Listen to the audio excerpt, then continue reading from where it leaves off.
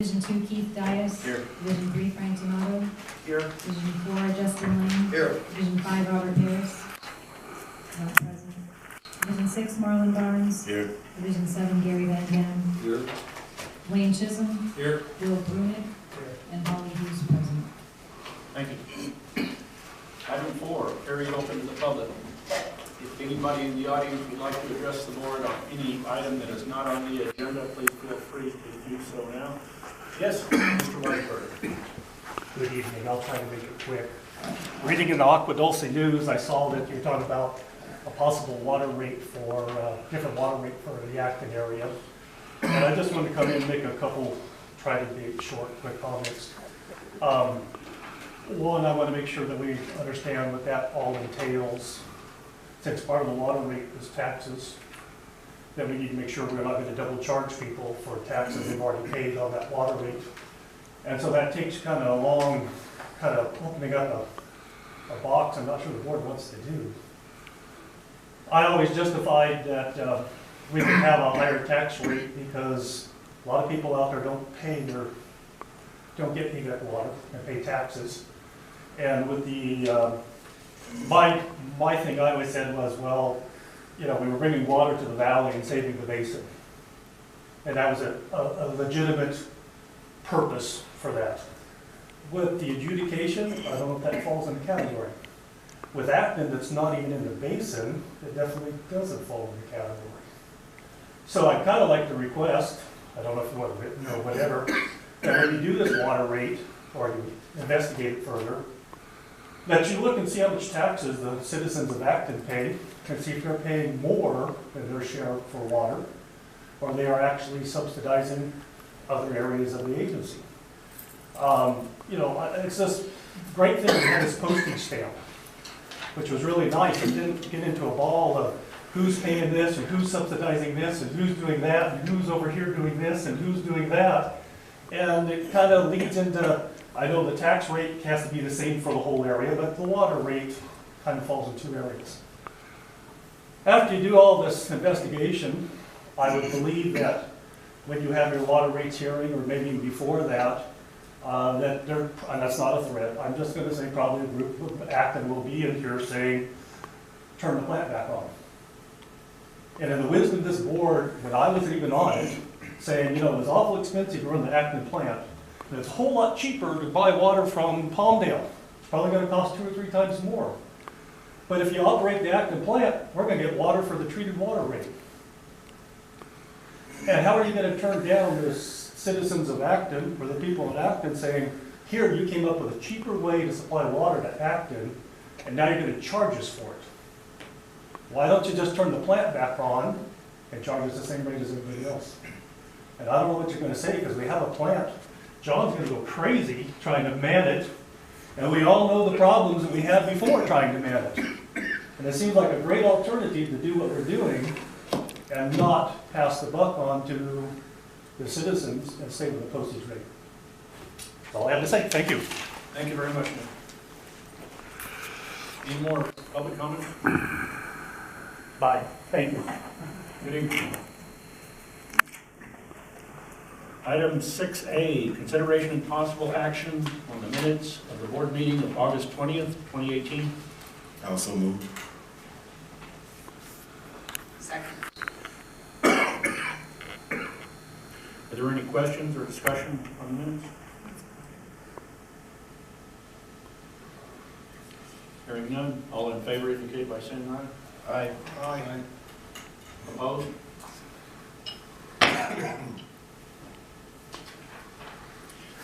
Item 7A, Finance Committee. Committee Chairman Donato, do you have a report?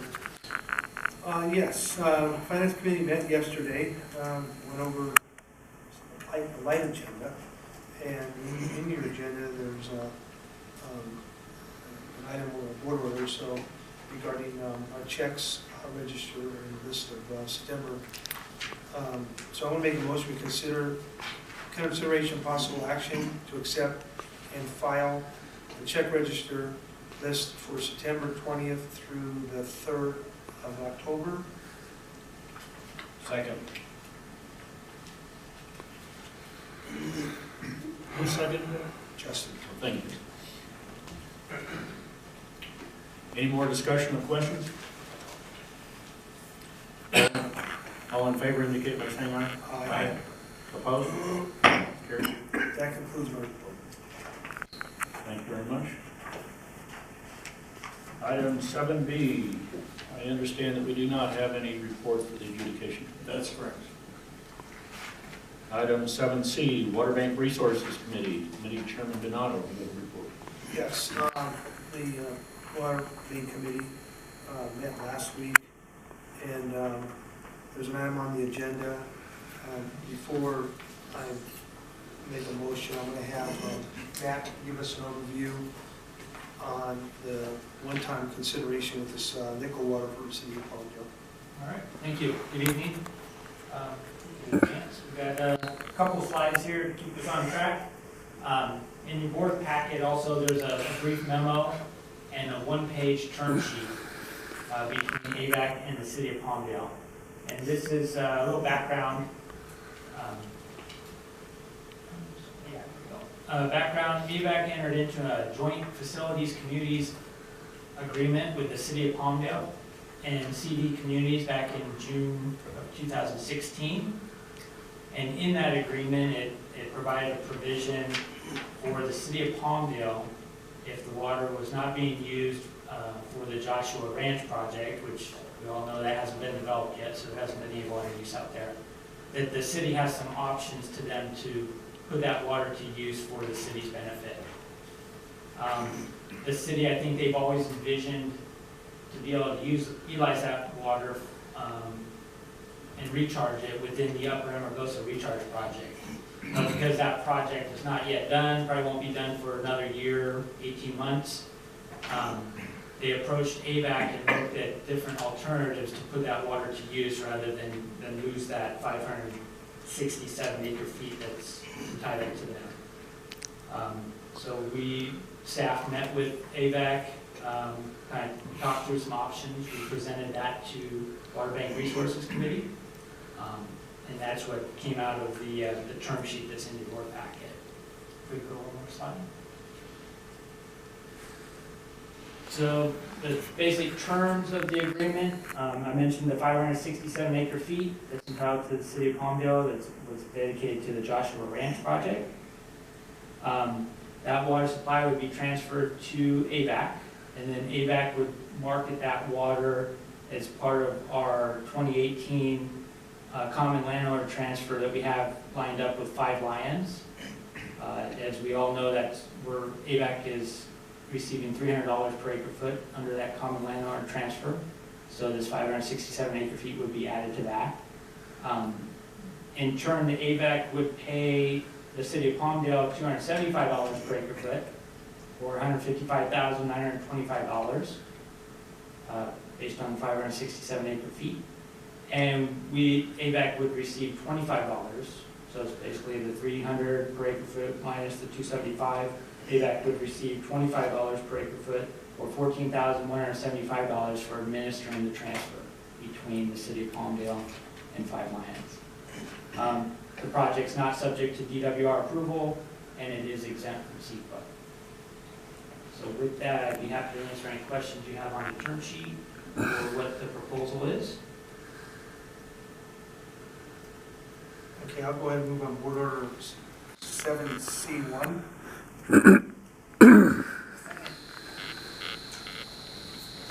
Any more discussion or questions? All in favor indicate by saying aye. Aye. Opposed? Carried. Thank you.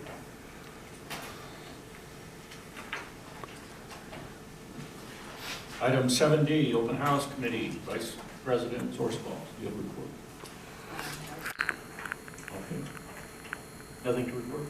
I'll give Polly an opportunity. She's the project manager for this project, and we met today, went over all the details with the staff with regards to various staffing at various locations for the parking and the operation and all of that. And so we feel we're on target to have a real nice event a week from tomorrow. And we would, so we're looking forward to that. Like, you want to add anything on the guest list? RSVPs are 51 to date. Tomorrow is the cutoff, but people will keep showing up, I'm sure, but 51 as of today. That's concludes our report. Thank you very much. Any questions?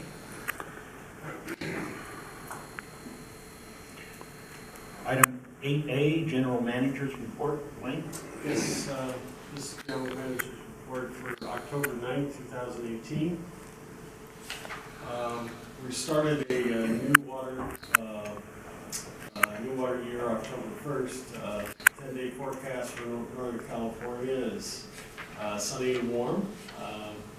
This is generally a dry and mild condition forecasted for the Feathered Basin, but there is some chances of some isolated showers. And the map on the right here kind of shows the watershed for the Feathered River. Trying to get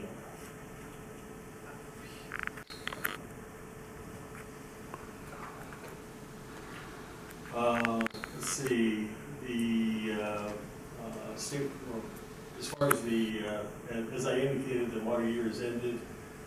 We ended up with a total precipitation of 40.9 inches with a total percent of 79% of an average year. The chart on the right, the blue bars indicate what's average, and then the yellow bars represent what was actually achieved. So it's an interesting graph to take a look at last year. You can see that we started out slow, went great in November, had a horrible December, recovered a little bit in January, then just died in February, and thank goodness for a good March, and April and an average May.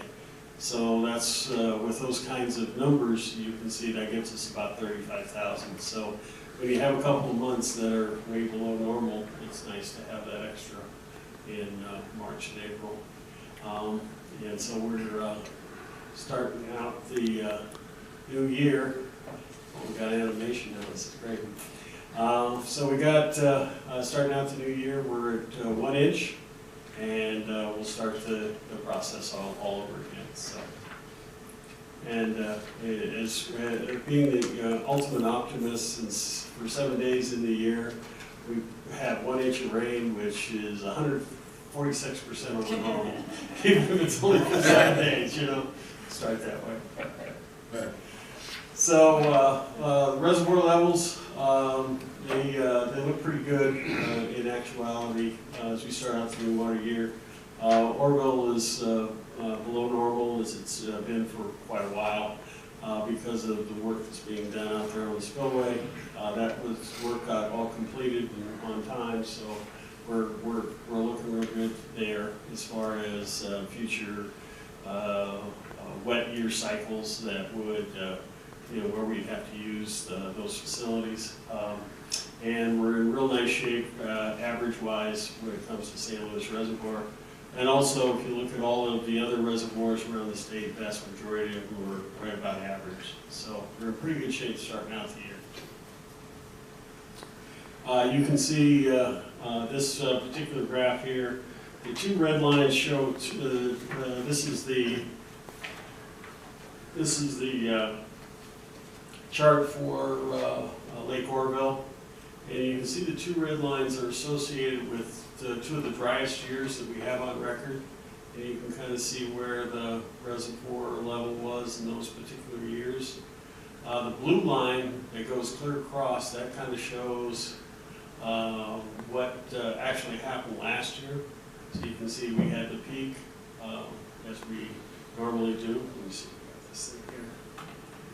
And so here's the line for last year. You got this peak here. This is the average line of what is allowed. So we were below average. They maintained it below average. It's at a consistent volume, and that was by design in order to maintain the facilities.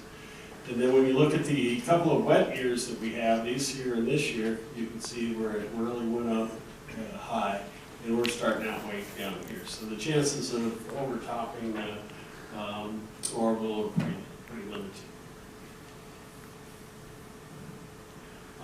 Here's the same process that you have with St. Louis Reservoir with the 2 red lines here and here, 2 of the driest years. And you can see we came up a little bit, but never got way below average.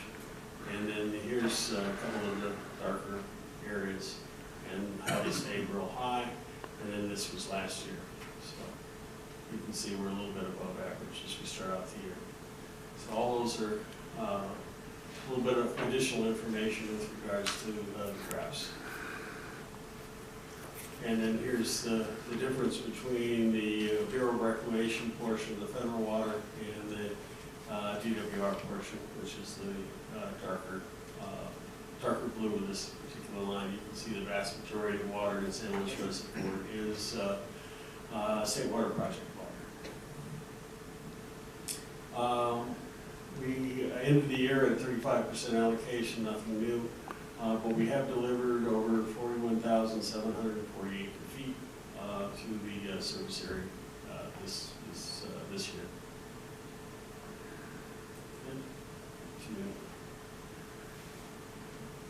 Let's look at our conventional treatment plants. Right now we're at 34 million gallons a day at Quartz Hill. A little bit higher than the previous year. We're at 1.2 million gallons a day, consistent with last year in the east side, and 1.2 million gallons a day in Acton. So we've seen a trend this year that our water production to our service area and our customers is a little higher than it's been the previous year. So we'll get some numbers as we get through the balance of the year to show you our actual deliveries. Excuse me. On the geopurification side, which is pumping out of our groundwater banks, you can see we're at 6.6 million total between the various facilities, and this reflects a reasonable amount, very consistent to what we were doing last year. This, once again, maintains our water quality within our system, and you can we'll maintain that as a minimum probably most of the time. We aren't really delivering this water for demand purposes, mostly water quality reasons. So if you look at the whole amount, it's current flow is 43 million gallons a day. Last year was about 42. But the interesting thing to remember is we're even at that point, we're less than a third of our capacity to flow water. So we have a lot of extra capacity. So this chart here just shows has to do with the water banking. You can see current recharge rate. High Desert is off, West Side is off, and we're down to 4.5. Actually up a little bit on the East Side water bank. Water quality wise, state water remains stable, and all of our THM results are looking good at all of our sample locations. So water quality maintains itself. As far as status and updates, we have an AVEK open house event on Wednesday, October 17th between 4 and 7. We have a AV Water Master Board meeting on Wednesday, October 24th at 10 a.m. here at the Operations Center. We have the National Water Resources Association Annual Conference, Wednesday, November 7th through Friday, November 9th. We have the Acton Conference later in the month in November. And my schedule, I'll be out of the office on Thursday and Friday for some family reasons. And then we have the employee benefits, and we currently have open enrollment for October 4th through November 12th for anybody that would like to change and modify their health plans. One other item of business, if we can kind of take a look at our calendars, we're looking at possibly adjusting a few of the dates board dates for November and December in order to facilitate the Aqua Conference. We'd like to replace the November 22nd board meeting for December 4th, moving from the 27th to the 4th. That's good for folks. And to move the 11th to the 18th. And then what that does is allows us to have 2 meetings in December and 2 meetings in November. And avoids the December 25th. That's acceptable to the board. We'd like to make those corrections. Right, is that okay there, Rick? That's fine with me. Me too. Looks good so far.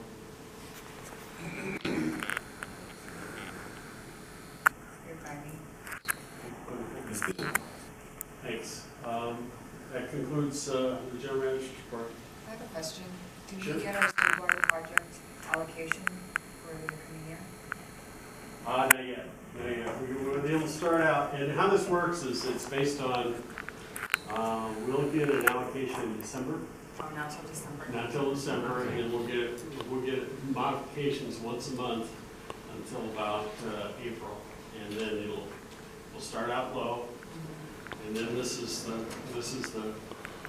how would you call it, kind of the poker game that you play with the amount of precipitation and what you think, whether your insight of, is it gonna rain a lot, is it not gonna rain a lot, what you can do with your water, because, you know, as you can see from those months, you can get real deceived and have a wonderful November and think, oh my God, we're gonna have all this water, and then it just falls off the chart in December or January, which are 2 big months. So you just kind of look out into the future and estimate what you think. One of the good things is, as we start out this year, which gives us a feeling that my sense is we'll at a minimum we'll get 25 to 30%, is the fact that we start out with San Luis reservoirs at an average location. So we don't have any deficits to try and make up for water that was used in the previous water cycle. So that's good, you know. So, but yeah, you just kind of. Well, October 1st, it started the new water year. Yeah. I often said once, why don't we just wait a year, and then that way we know exactly what we have next year. And someone says, obviously you don't understand the hydrology of the deltas, so yeah, it doesn't work that way. So you don't have any fixed Okay, amounts. thank you. Any more questions for Dwayne? Item 9, Director's Report. Marlon? Kelly? I just wanted to remind everybody about the pumpkin patch at the conservatory on the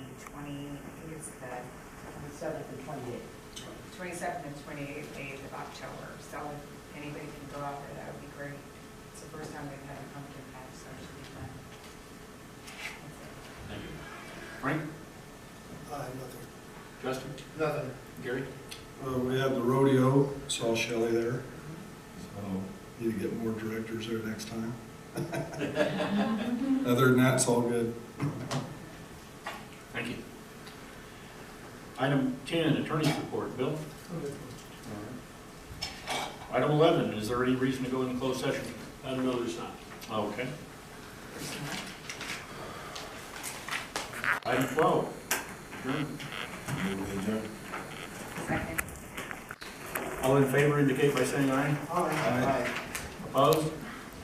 Carries. We're adjourned. Thank you.